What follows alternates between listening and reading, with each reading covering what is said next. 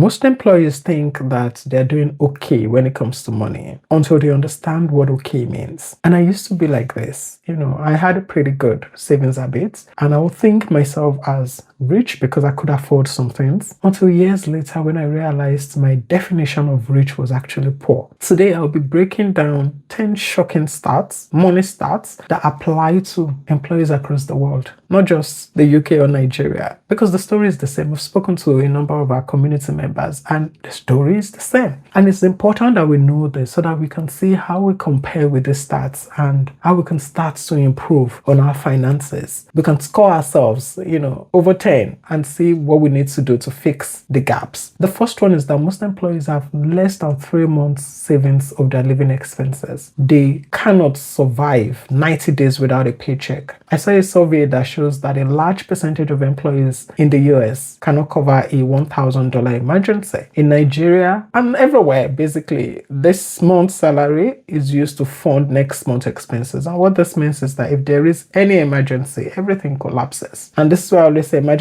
fund is not a luxury. It is a necessity, it's a lifeline. The second one is on pension. Even when pension is made mandatory in most countries, some countries automatically deduct pension contribution. Like in the US, this would be the 401k employer match. In Nigeria, the contributory pension scheme. Even with this mandatory system, most people still won't have enough to retire comfortably. Is that the contributions are too small, people are withdrawing too early, or inflation just messes up with the long-term value? A pension is not a retirement plan. It's a piece of it, is not all of it. Number 3, most employees live paycheck to paycheck, even the high income earners. So this isn't about, I don't earn enough, it's not a low income problem. More money doesn't fix poor money habits. There is something called lifestyle creep. The more you earn, the more you spend. And if that happens to you, no matter how much you earn, you will still look forward to the next paycheck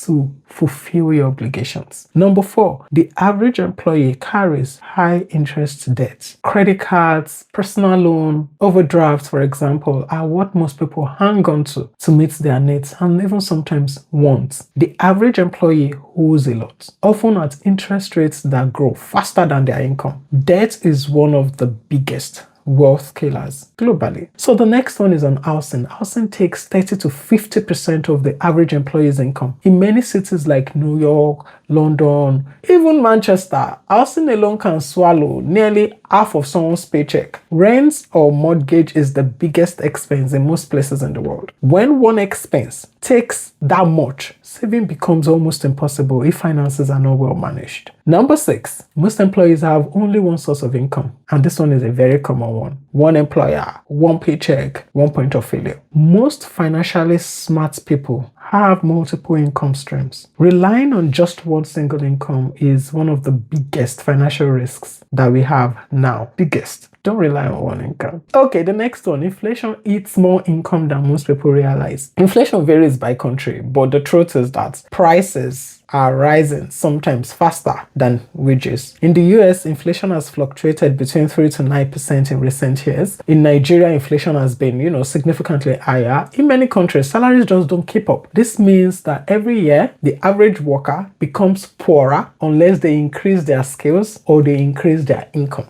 The next one, most employees don't start investing until their 30s or 40s. You see, this delay costs them massively. Starting at 25 versus 35 can be the difference between retiring comfortably or struggling. The earlier you start, the less you need to invest. But most people wait for way too long. Number 9, the average employee wastes money on subscriptions and small expenses, streaming services, apps, data plan, gym membership, impulse purchases. When you put it like that individually, they're small, but collectively can be huge. People waste a lot of money on things they don't use or they don't even need. And I always say small leaks sink big ships. So we always have to check this. Number Number 10, most employees will work 40 plus years and still retire struggling. And this is not because they didn't work hard and not because they didn't try, but because the system rewards financial literacy, not effort. If you don't learn the rules of money, you pay the price even after decades of work. If you want to catch a glimpse of how retirement is looking for you, I have a retirement calculator you can use. If you comment calculator, I'll send this to you. This just gives you an idea of how close or far you are and what you need to do. These stats are not meant to scare you. They are meant to wake you up, because once we understand where the average person ends up, we choose a different path. We don't want to end where the average people end,